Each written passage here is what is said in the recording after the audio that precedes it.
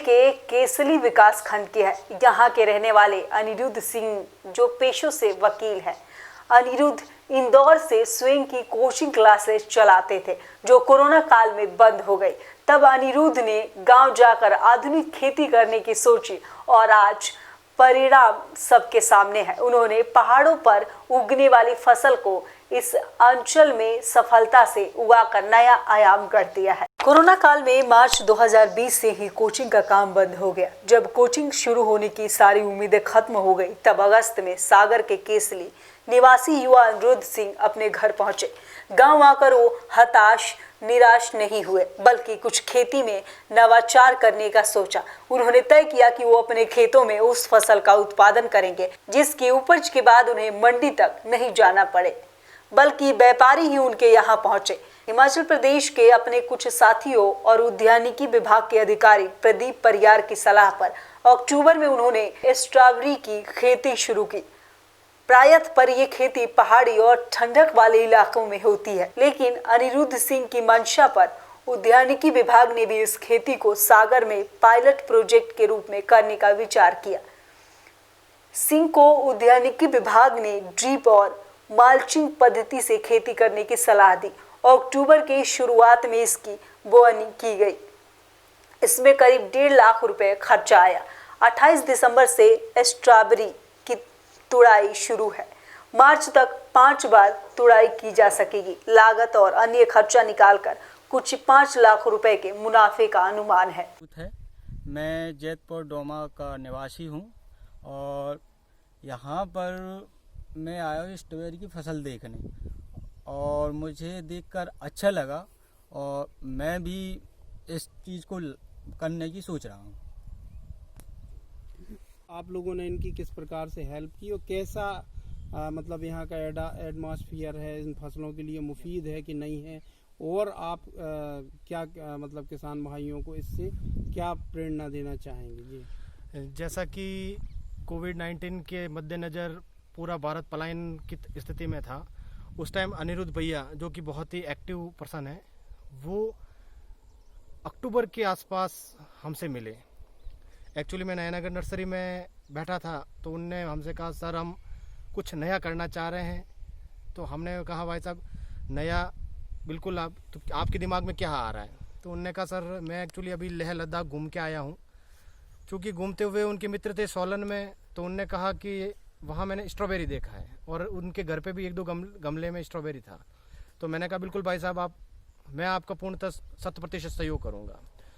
तो जैसे ही उनने बताया कि मैंने कहा प्लांट के साथ प्लांट की मेरी व्यवस्था हो चुकी है, मैं सोलन से मेरे एक मित्र से प्लांट मंगवा रहा हूँ। तो नवंबर के महीने में आप देख रहे हैं कि जो भी ये पूरी हुई है 1 नवंबर के आसपास ये पूरी इसकी लग गई थी स्ट्रॉबेरी। ये एक पौधों से लगी है, मतलब पौधे जो आते हैं उनसे ही लगी हुई है। और इसके अंतर्गत विभाग के तौर पर हमने इनसे कहा कि अगर लगा रहे हैं तो आप सबसे पहले मल्चिंग और ड्रिप, क्योंकि स्ट्रॉबेरी का जो फल आता है वो बहुत एक मुलायम और लचीला होता है और उसका जो मार्केटिंग है वो केवल आप सॉफ्टनेस से होता है। यदि अपन मिट्टी के आसपास इसको बिना मल्चिंग के करेंगे तो ये मिट्टी के पे आके उसकी प्रक्रिया को सड़ा देगा या उसकी क्वालिटी को घटा देगा। तो मल्चिंग करवाई और ड्रिप का उद्देश्य ये था कि अपने इसको जितनी पानी की आवश्यकता है उतनी ही मिले। चूँकि फर्टिगेशन भी ड्रिप से होता है, मतलब जो फर्टिलाइजर है इसमें स्प्रे करने की ज़रूरत नहीं है। चाहे अपना 19-19-19 जो NPK आता है वो सीधा सा अपन ड्रिप से वेंचुरी के माध्यम से देते हैं, एक कोने से लगाकर अंतिम छोर तक वो उसके पहुंच जाता है।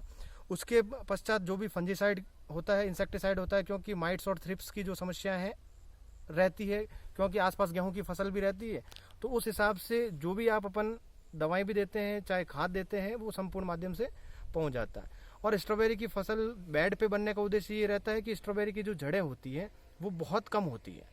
तो इनके लिए जो ऑर्गेनिक अपन सॉइल कहते हैं या और जो गोबर खाद है, वर्मी कंपोस्ट है, ये जितना अच्छा रहेगा स्ट्रॉबेरी का पुष्प जो है वो अच्छा बनेगा, पौधे की ग्रोथ अच्छी होगी और अपने को अच्छा क्वालिटी फ्रूट मिलेगा। यहाँ जो इनने फसल ली है उसको आप किस की बात है, वो कहते हैं कि असंभव कुछ नहीं है। तो जब शुरुआत हुई थी तो एक संदेह था कि क्या इसमें अपने यहाँ का बुंदेलखंड का तापमान इसको सूट कर पाएगा, तो हमने एक भाई साहब से निवेदन करके हमने कहा पायलट प्रोजेक्ट के तौर पर अपन इसको लें, इसमें अपन हार नहीं मानेंगे, लेकिन अगर अपन सक्सेस हुए तो कईयों के लिए प्रेरणा स्रोत रहेंगे जैसा कि आज है। तो उनने किया शुरू, और तापमान इस फसल को ठंड चाहिए, और बुंदेलखंड में ठंड नवंबर से दिसंबर महीने में पर्याप्त ठंड पड़ती है।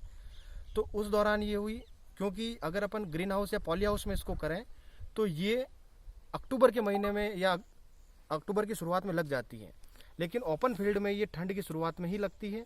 और बुंदेलखंड का तापमान जैसा कि आप फसल देख रहे हैं मनमाफिक है उसके, और इसका जो फ्रूट है हमने बीच में 5 से 6 दिन पहले देखा था, एक फ्रूट 110 ग्राम का भी हमने पाया है इसमें। ये अनिरुद्ध सिंह ने बताया कि स्ट्रॉबेरी के उपज के पहले ही उन्हें यहाँ ऑर्डर आना शुरू हो गया है। उन्होंने ऑनलाइन की महानगरों में इसके लिए व्यापारियों से संपर्क साधना शुरू कर दिया है। मार्च तक ऑनलाइन बुकिंग है, इसके लिए मुंबई तक के व्यापारी उनसे संपर्क कर रहे हैं। सिंह ने बताया कि सप्लाई के लिए उन्हें 200 ग्राम के 6 पैकेट के बॉक्स तैयार किए हैं। वर्तमान में 200 से अधिक बॉक्स की सप्लाई केवल इंदौर में ही की जा चुकी है। आने वाले दिनों में मुंबई में ही इसकी सप्लाई की जाएगी, जहां दाम भी अच्छे मिलने वाले हैं। सिंह ने ये भी बताया कि मुताबिक थोक में स्ट्रॉबेरी के दाम प्रति किलो 300 रुपये तक मिल रहे हैं। मुंबई के दाम 360 रुपये प्रति किलो मिलने की उम्मीद है। साथ ही उन्होंने ये भी बताया कि उन्हें लागत निकालकर 1.5 एकड़ जमीन में लगाई स्ट्रॉबेरी से 5 लाख रुपए की आय की उम्मीद है। मार्च में स्ट्रॉबेरी का उत्पादन बंद होने के बाद जमीन पर मल्चिंग पद्धति से शिमला मिर्च की फसल लगाई जाएगी। अगले सीजन में फिर से स्ट्रॉबेरी का उत्पादन किया जाएगा। क्या वजह रही कि आपको गांव आना पड़ा? यहाँ आके आपने जो पारंपरिक खेती थी उसको बदलने के बारे में कैसे सोचा, कहाँ से हेल्प मिली, और अब आप जो उत्पादन कर रहे हैं उससे कितना क्या फ़ायदा है और कहाँ उसकी मार्केटिंग करते हैं, और यहाँ के किसानों को आप क्या सलाह देना चाहते जी नमस्कार, मेरा नाम अनिरुद्ध सिंह ठाकुर है। मैं इंदौर में सक्सेस मंत्रा IAS एकेडमी चलाता हूँ। मेरी इंदौर के अलावा भी अन्य ब्रांचेस हैं और जो बहुत अच्छी चल रही हैं। लेकिन क्या हुआ, कोरोना काल में जब हमारी क्लासेस बंद हुई और संपूर्ण देश एक जगह ठहर गया, तो उसी दौरान मैं अपने परिवार को लेकर घर आया, अपने गांव आया। गांव पे जब मैंने यहाँ के किसानों की स्थिति देखी, एक लंबे समय यहाँ रहा, तो मैंने अवलोकन किया कि यहाँ के किसान परंपरागत तरीके से खेती करते हैं और उस खेती में लगातार कर्जा पे कर्जा कर रहे हैं। यहाँ की 2 समस्या मुझे सबसे पहले सामने देखने को मिली कि यहाँ के जो किसान हैं वो छोटे छोटे रकबे के किसान हैं और वो जो एक परंपरागत तरीके से खेती करते हैं उसी के ऊपर निर्भर रहते हैं, जिनके कारण वो कर्जे पर डूब रहे हैं। तब मैंने सोचा क्या किया जाए कि जिससे कि हमारे किसान भाइयों को सहयोग मिले और इनके लिए हम क्या कुछ कर सकते हैं। इसी दौरान मेरी जब लद्दाख यात्रा हुई तो यहाँ मेरे अजय धनगर जी हैं, मेरे मित्र हैं, अर्जुन सिंह जी हैं। जब इनसे मैंने सलाह ली कि क्या की जाए, उनकी खेती देखी, तो वो वहाँ पर भी हिमाचल प्रदेश में और अन्य जगह पर पहाड़ी क्षेत्रों में छोटे छोटे किसान होते हैं, लेकिन वो ढनात दौड़ते हैं क्योंकि वो कुछ व्यापारिक किस्म की फसलें करते हैं और उनसे अच्छा खासा पैसा कमाते हैं। तो वो ही सब चीज़ मैंने देखी, तो वहाँ की और यहाँ की ज़मीनें मुझे बहुत अंतर नज़र आया। तो मैंने सोचा क्या किया जाए, तो मैंने 2 महीने के लगभग यहाँ पर सब पूरा माहौल तैयार किया, बर्मी कंपोस्ट वगैरह खरीदा, बेड तैयार किए, ड्रिपिंग तैयार की। और इसके बाद सबसे बड़ी समस्या आती है कि जब आप वहाँ की फसलें यहाँ लगाते हैं टेम्परेचर की, क्योंकि जो ये स्ट्रॉबेरी है, स्ट्रॉबेरी को लगाने के लिए लगभग 25 डिग्री सेल्सियस तापमान होना ज़रूरी है। इससे ज़्यादा में आप उसको सर्वाइव नहीं कर पाती है।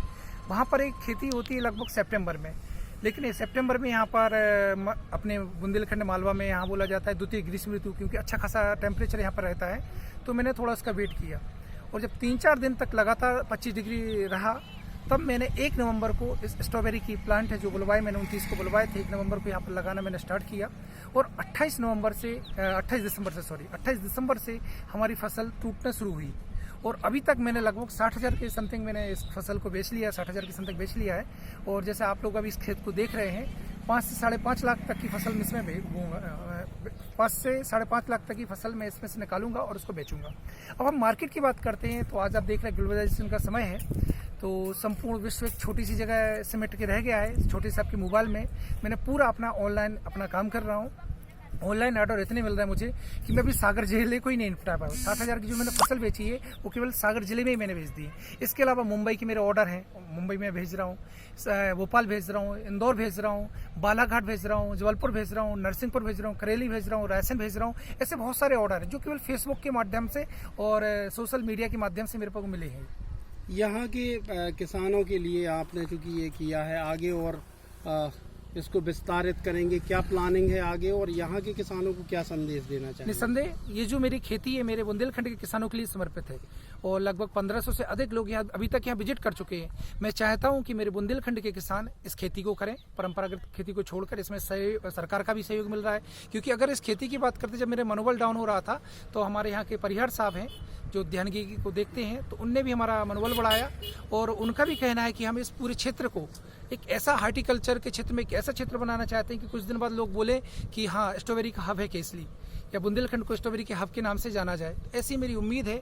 सरकार का लगातार सहयोग मिल रहा है और अपने किसान भाइयों का भी सहयोग मुझे मिल रहा है। बहुत सारे लोग यहाँ विजिट करते हैं और बोलते हम भी लगाएंगे। उनको सहयोग करने के लिए मैं तत्पर हूँ और इसी तरह के मैं अपने बुंदेलखंड का नाम रोशन करना चाहता हूँ। के लिए तो जैसा भी भाई साहब ने भी कहा है कि यदि किसानों को जिनको चाहिएगा मैं खुद अवेलेबल करवाऊंगा। और ड्रिप और मल्चिंग के लिए है विभागीय योजनाएं चल रही है। प्रधानमंत्री कृषि सिंचाई योजना के अंतर्गत अपने ड्रिप के लिए योजना जिसमें 55% तक शासन अनुदान दे रही है, एवं मल्चिंग के लिए भी संरक्षित खेती में शासन आपको 50% तक का अनुदान प्रदान करती है।